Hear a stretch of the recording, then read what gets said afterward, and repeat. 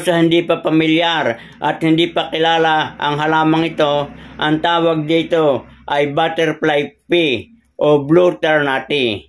Ang halamang ito, mga kabayan, ayon sa pananaliksik ng ating mga dalubhasa, ito ay sagana sa antioxidant at ito ay nagtataglay ng maraming benepisyo sa ating kalusugan. Ang pag-inom ng bulaklak ng blue ternate ay mainam para makontrol ang pagtaas ng asukal sa dugo.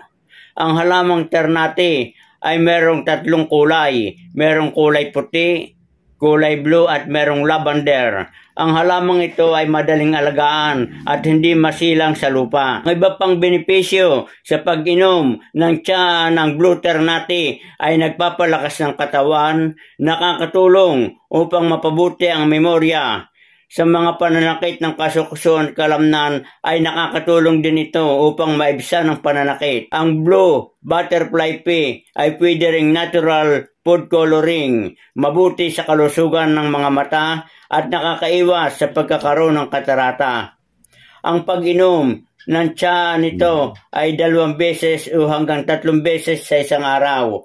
At hindi ito inirekomenda na inumin ng mga nagpapasuso o buntis na ina dahil ito ay nagtataglay ng flavonoids na nagiging sanhi ng uterine contraction na maaaring makasama sa sanggol sa sinapupunan.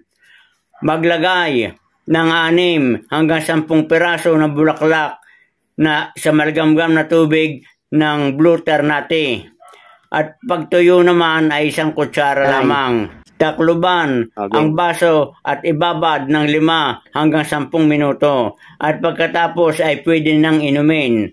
At pwede naman nating haluan ng honey. Ito ay optional lamang. Ating lalagyan mga kabayan ng maligamgam na tubig ang baso ng tasa. Yan. Saan natin ilalagay itong ternate blue? Ito ay hinugasan ko ng mabuti mga kabayan. Pwede ang 6, pwede ang 10 katulad dito.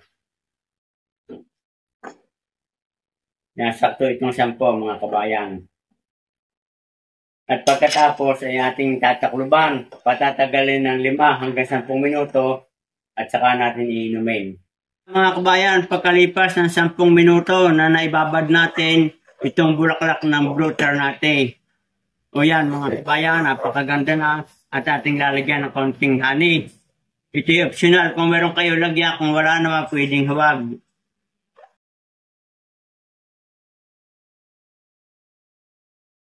Inumin ko na.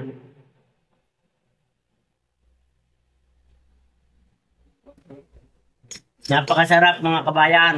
Doon sa mga hindi pa kabisado o sanay uminom ng ganitong tsa ng ternate ay mas kabubuti na kayo sumangguni muna sa ating pangangalagang pangkalusugan para kayo mabigyan ng kakulang payo. Pero ito mga kabayan talagang napakasarap.